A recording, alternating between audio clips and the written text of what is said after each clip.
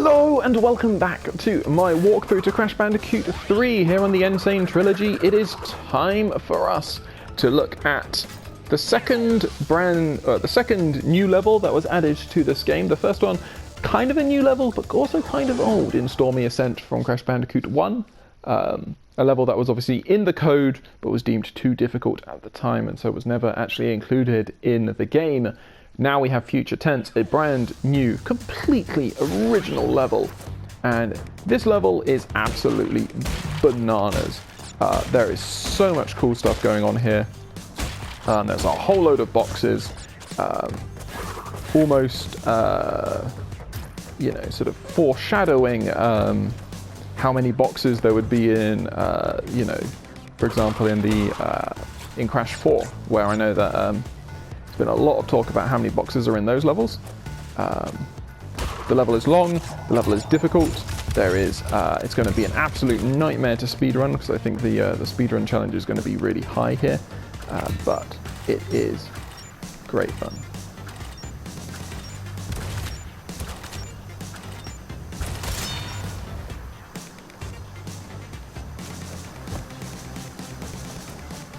So we grab our first Aku.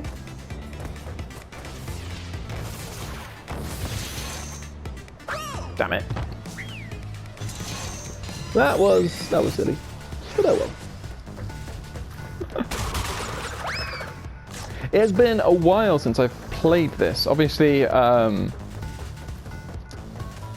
if you've been following my channel, you'll know that I uploaded a whole, my introductions to to Crash 1 and Crash 2. I then said I was going to do Crash 3. You may even have seen a few rogue uploads of that Crash 3 playthrough that just ultimately never came about. I've spoken about it before, but pretty much I was not happy with...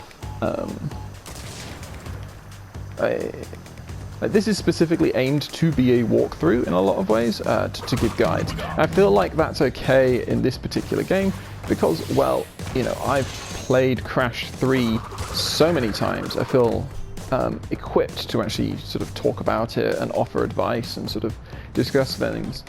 And yet what was happening is that in playing the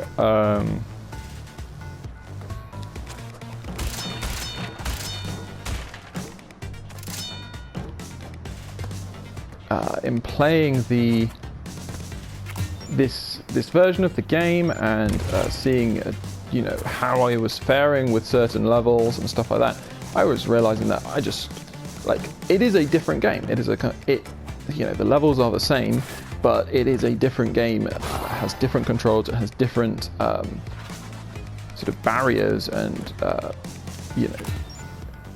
in some ways you could call them issues. They have different challenges, certainly. And it was just those controls, I felt very much like I wasn't offering an actual walkthrough. And it was more like I was fumbling through the game. I was not performing, I was not actually playing the game particularly well at all. And that made me feel, I didn't want to upload those videos. Part of that's obviously an ego. I do, there is a part of me that wants to be seen as being good at video games, and so I think the sort of failure on my half with those levels very much sort of knocked me back in that regard, which is, immature. I appreciate that. It is just a game after all. But it's the sort of thing where I've now been able to come back to this. I swear the double jump in this game is whether it's the fact that the timing is different than in other games, in other Crash games, I should say.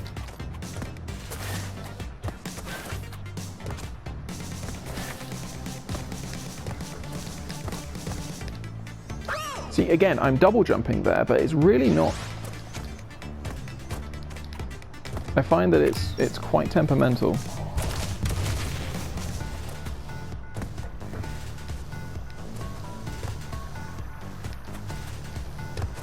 I'm finding myself always wanting to turn to high or slide jumps as opposed to ever using the double jump in this game. Just because of sort of like these weird issues that I'm having with the with like just inputting it with the input with the controls.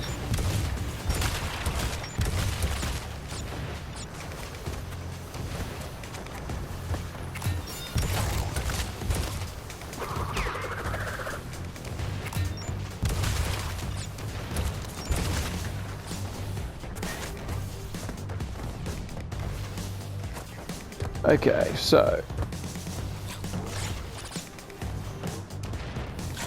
there's a section up here, a lengthy section from what I remember, which requires a fair amount of backtracking. I think I will... Normally in this sort of thing I would leave the checkpoint until afterwards, but I was struggling with that previous section.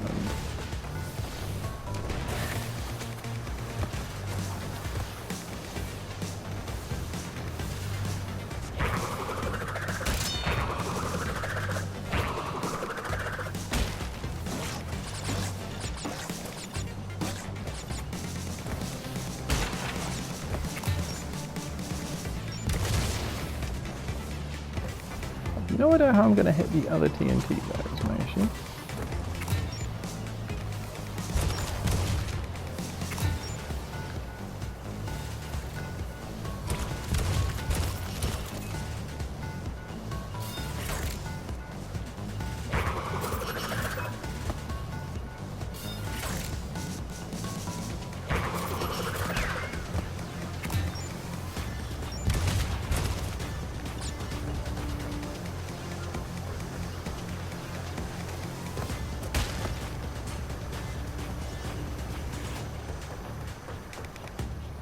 Ah, okay, there's a death route platform here. Never mind then. Good to know. Good to know. Does it also require backtracking? I do not remember. This could be a very difficult level.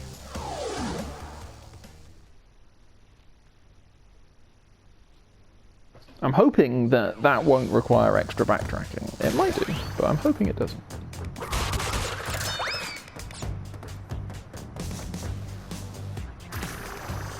I had never noticed that those were actually moving.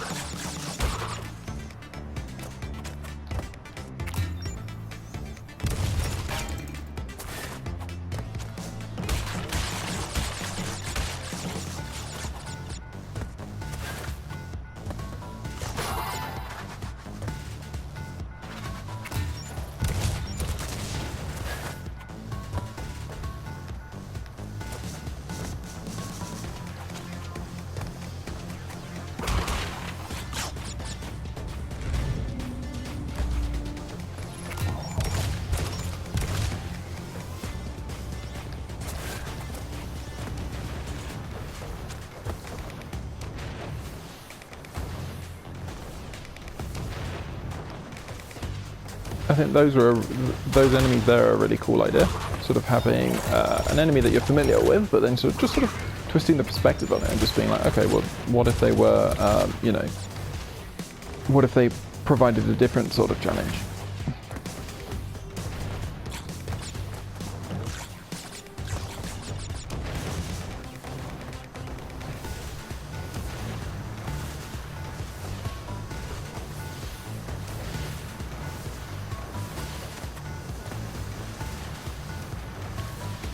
So what I'm hoping is that if I just stand here, it doesn't trigger. That does seem to be the case.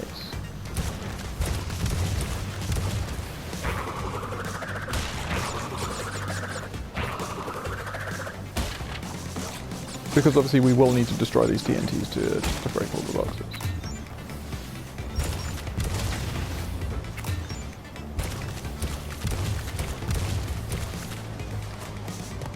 So he only triggers when you step on there, that's interesting.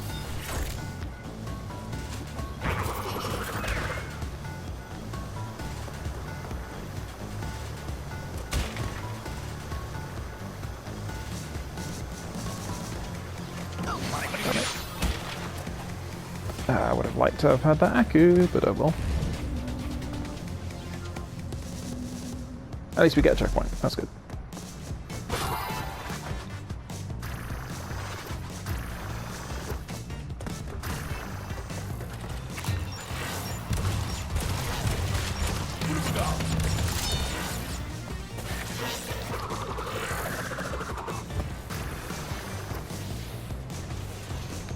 That's rare. Why did that guy trigger so early? Because it means I should just be able to finish him off from far away, yeah. Ooh, interesting. I see you got our little boxes.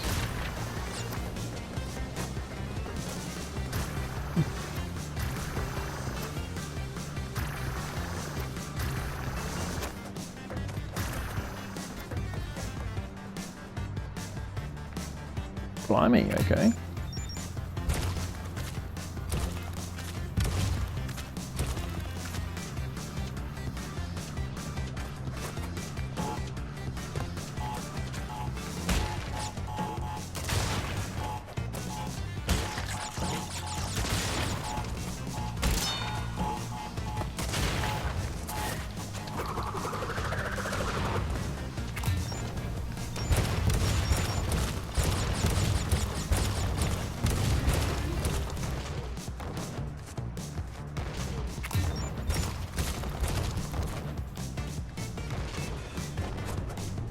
That's also a really cool idea, to put those enemies, to give you obstacles that require.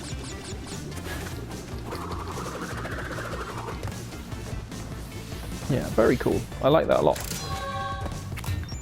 Okay, so. Oh, there's a fake crash. Always got to have a good fake crash.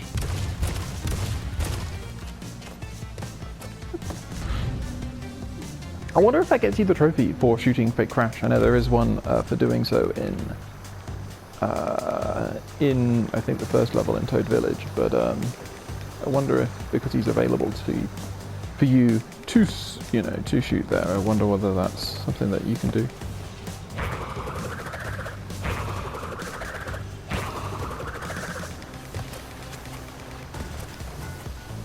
Okay, lovely.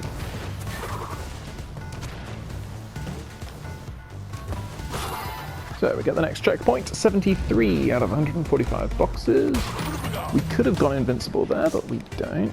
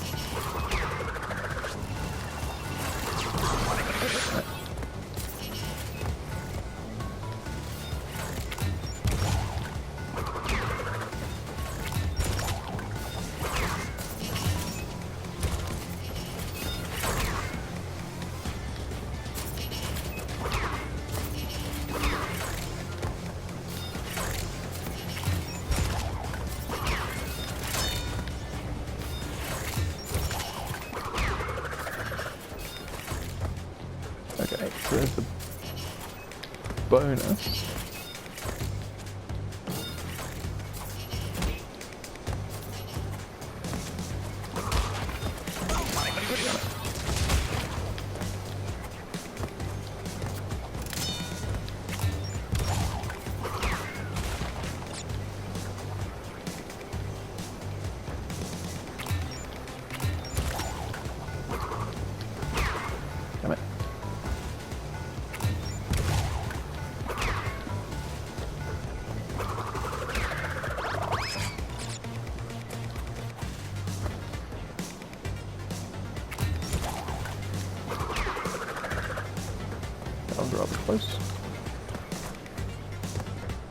Okay, so I think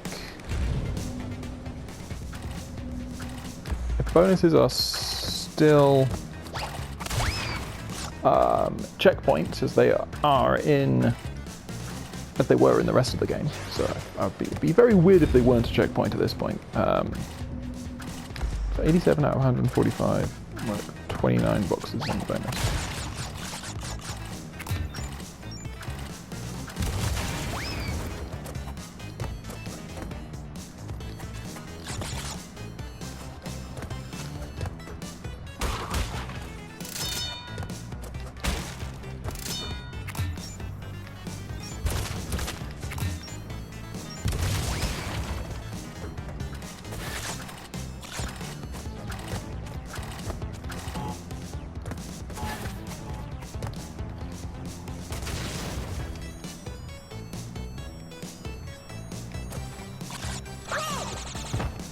I mean, we had to die there because we did not do that successfully.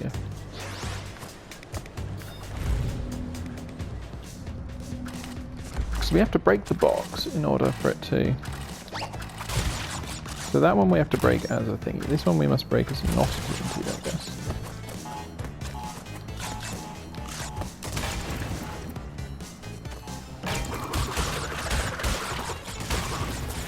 In order... Okay, right, I get it.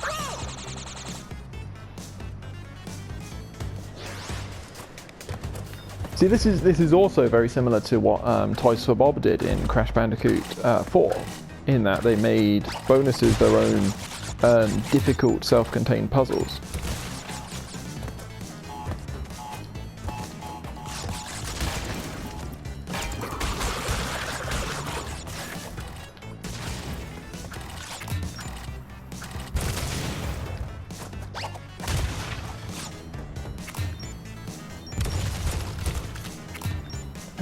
Really hope not. Just for my safety. I would love to be able to hit those nitros.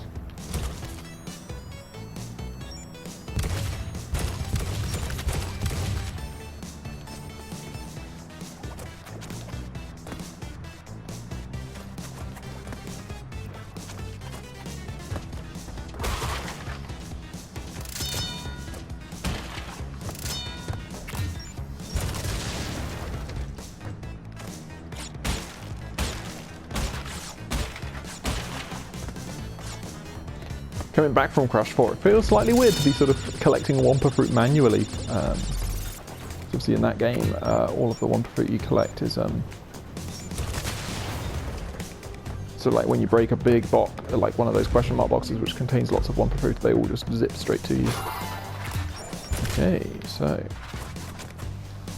nothing up to there, it seems.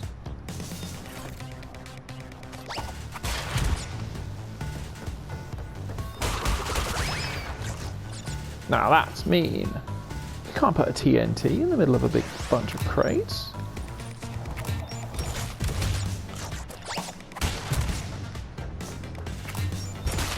I guess you can see it, right? So that is... It's not quite Road to Ruin, Ruination mean. Ruination was always mean in that regard.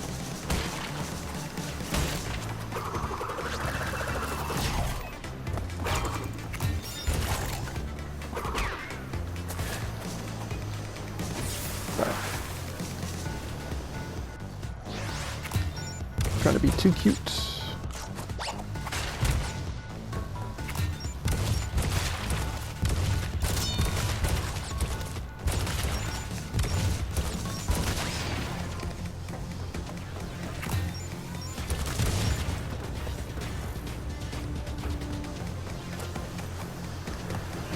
Damn it.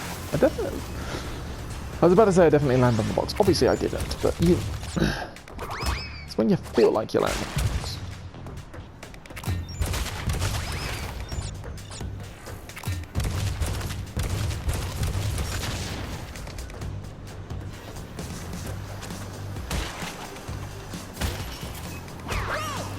I, again, clicked to double jump there and it did not double jump me.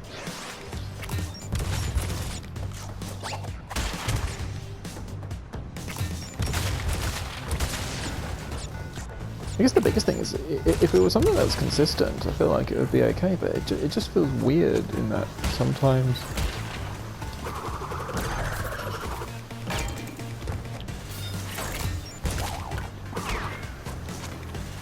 I'm also not looking forward to the fact of having to do this little bit every single time. So hit the checkpoints, probably, you could argue, too early. Now that was sneaky. You might not have seen that. There was a box sort of off screen in the mirror, because all of the walls in this level seem to be mirrors, or at least a decent chunk of them are.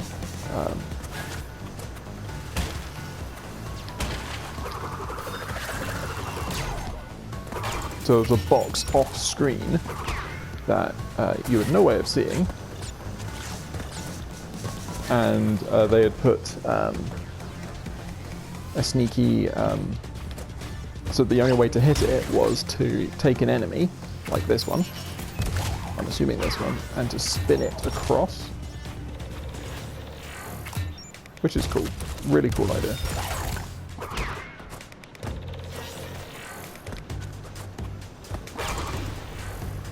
Okay, so 3 boxes left.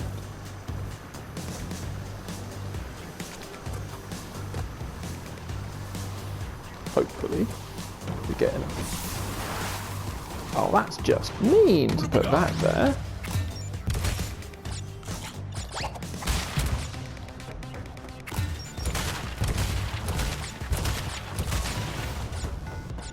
Interesting that they put an Aku after the Nitro Explosion crate and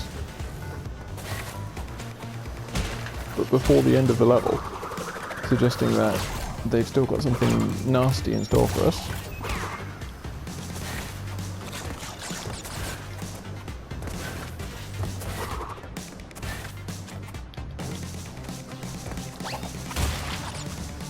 There you can see the box just in the distance. And it's quite satisfying to watch the enemy fly through into it.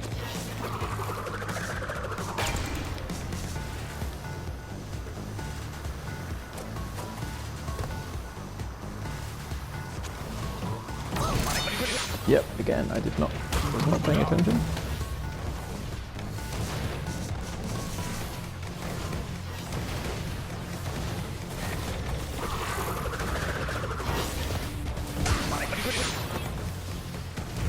Okay, we just about get through that. There's even a checkpoint after the exclamation point box.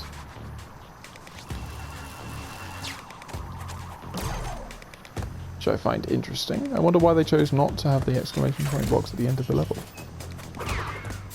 Damn it! There's our final box, which is good to know. This is going to be a nightmare to speedrun. For all of the right reasons.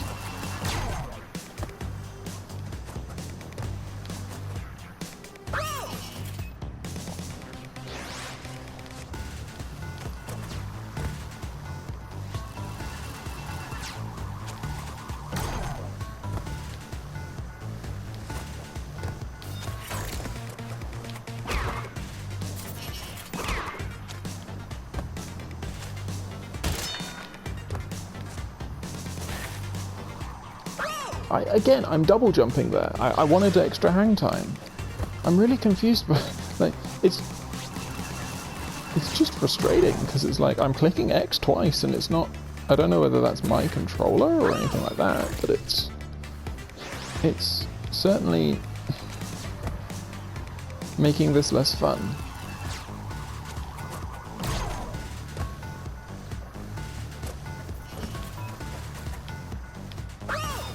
Stupid.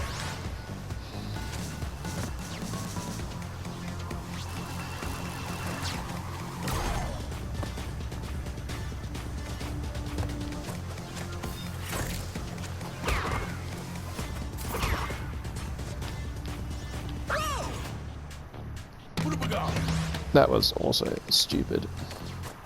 I'd like to not die one more time and finish on... If I finish on 90 lives, that'll be okay. Nope.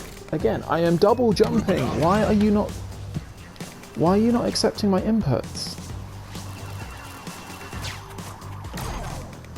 And sorry if it sounds like, I appreciate it, it's probably annoying because, I'm just complaining about this stuff, but it is genuinely, like, you never want that in a game, right? You never want the player to feel like that their inputs are being ignored.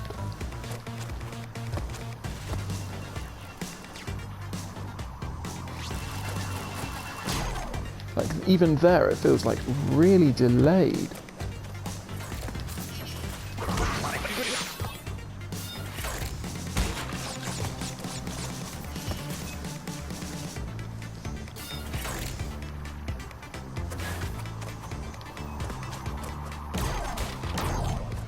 And of course we get it. Oh no, 88. Okay, well there we go. Future tense. It is a great level. It is a brilliant idea for a level. It's long, it's difficult. It clearly inspired an awful lot of what was to come in Crash Bandicoot 4. Long, difficult, branching paths, difficult, taxing bonuses and all this sort of stuff. Really, really fun. That issue with double jump, like,